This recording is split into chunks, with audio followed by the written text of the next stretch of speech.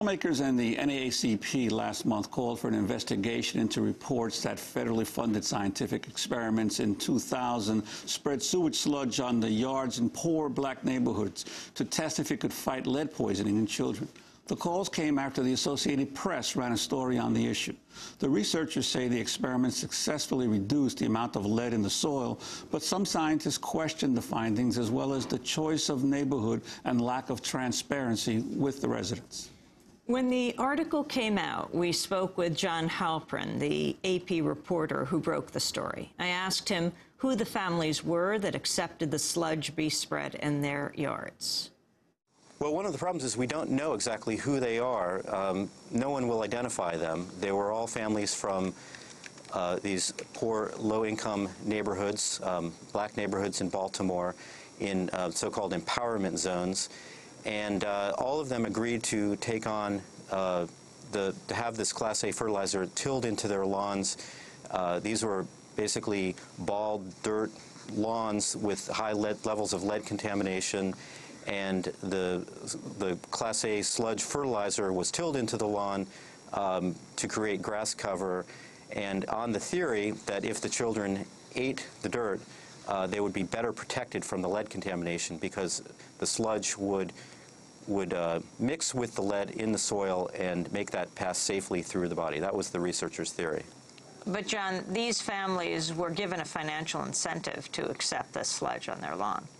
They were. They were given food coupons, free lawns, free doormats. We didn't put that in the story.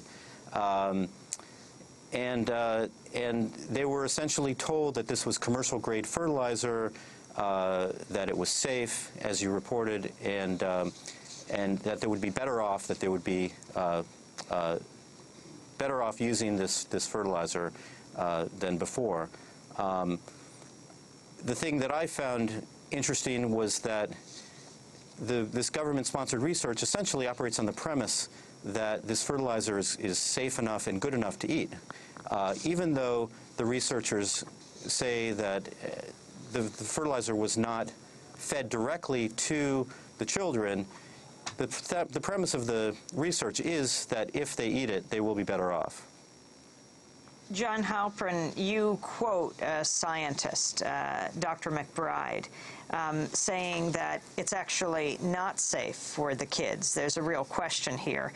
The soil chemist from the Cornell Waste Management Institute said when eaten, it's not at all clear the sludge binding the lead will be preserved in the acidity of the stomach. Actually, thinking about a child ingesting this, there's a very good chance that it's not safe.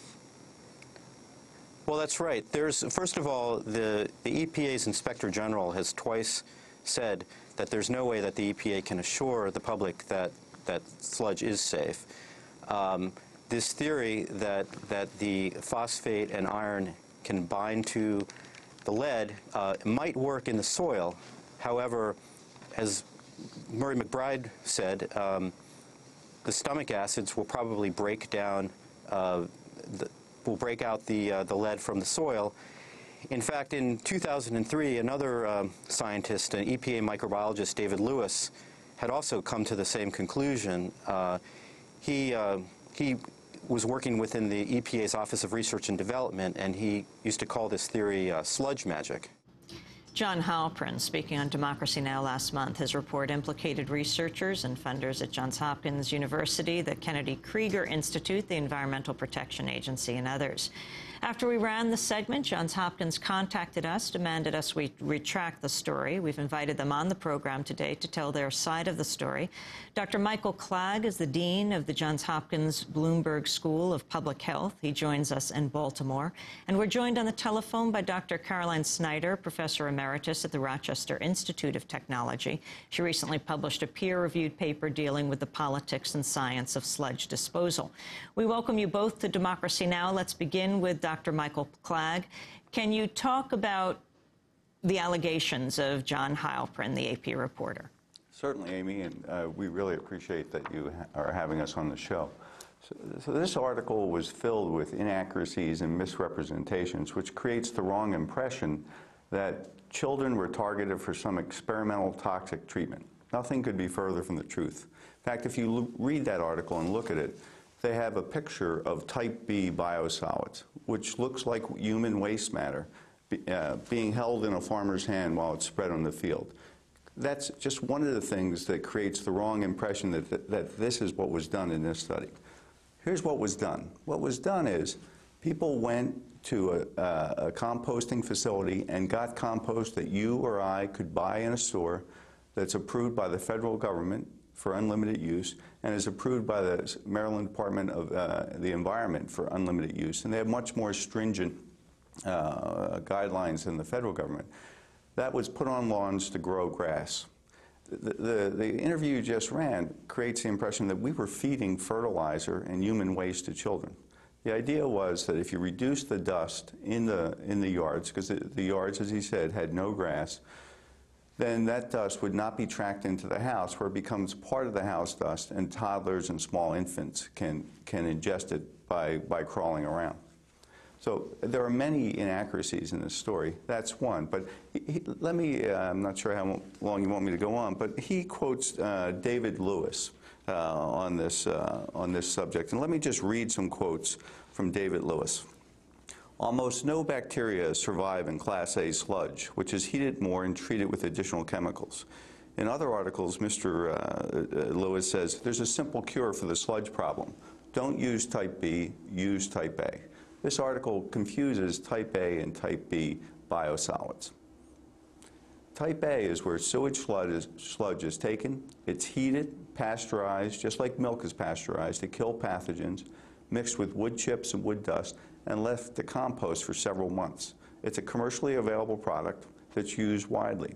The notion that it was somehow used only and targeted at poor families is just wrong. It's used on the White House lawn, it's used in the Congressional Golf Course, it's used at Camden Yards, our local golf course, or our local Orioles Park.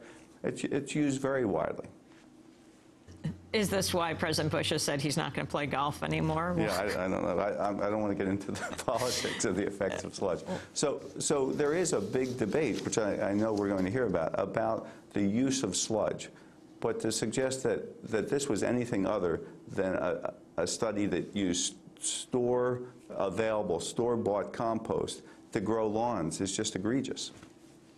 And the issues that he raised about the transparency and the explanation to the people who were receiving this material on their lawns or in yards. Right. So the transparency, we are prevented by federal law from revealing the names of these people. When we got permission to use their yards, we signed a document with them that we promised not to reveal who they are.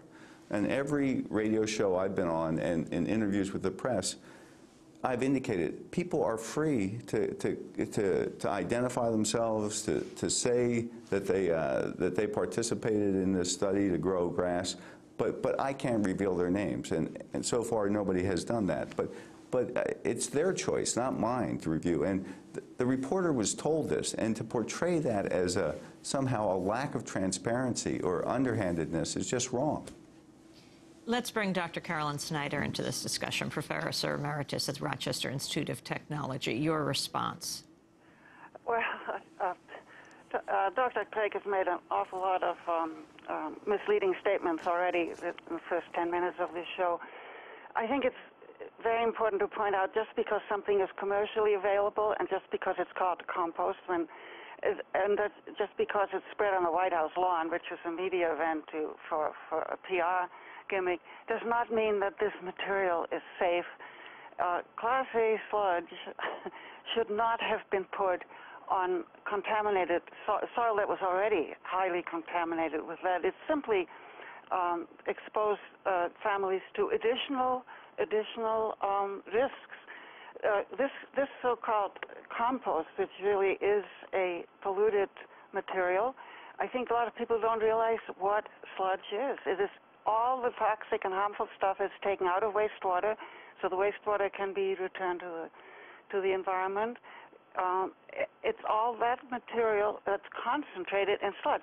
The Federal Clean Water Act defines sludge as a pollutant, and you shouldn't put pollutants on soil, and you certainly shouldn't be putting it on in residential areas that are already polluted by lead. And so the risks, we believe that this whole experiment actually put the families and the children at additional risk. Why on earth did they not use clean compost, unpolluted compost, as a vehicle to deliver, iron and phosphate, which to some extent might help help with the lead abatement, although even there are some scientific questions.